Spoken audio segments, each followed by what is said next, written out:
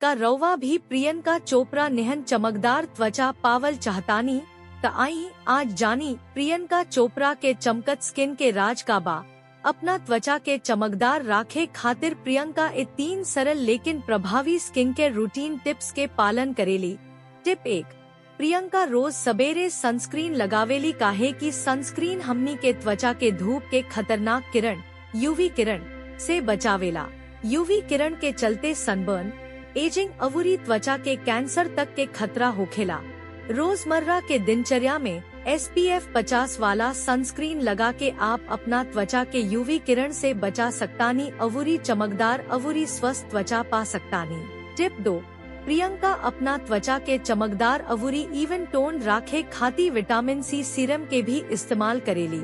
काहे कि vitamin C एगो एंटीऑक्सीडेंट हा जवन की त्वचा के प्रदूषण अवूरी तनाव के असर से बचावेला। इ त्वचा पर पिगमेंटेशन के कम करेला अवूरी करिया धब्बा के हल्का के त्वचा के चिकना बनावेला। अगर आप अपना त्वचा के चमकदार अवूरी ताजा राखल चाहतानी त अपना स्किन केयर रूटीन में विटामिन C सीरम के जरूर शामिल करी। ऐसे आपके त्वचा चिकना अवूरी चमकदार दिखाई दिही। टिप 3, प्रियंका रात में सुते से पहले हाइलुरोनिक एसिड सीरम लगावेली। जब हमनी के रात में सुतेनी जाता हमनी के त्वचा स्वाभाविक रूप से खुद के ठीक करेले। इस सीरम में मरम्मत के प्रक्रिया के तेज करेला ताकि अगला दिन हमनी के त्वचा मुलायम चमकदार अवूरी ताजा दिखाई देवे। अगर आप एकरा के हर रात लगाई ता आपके त्वचा भी प्रियंका निहन हाइड्रेटेड अवूरी चमकदार दिखाई दिही।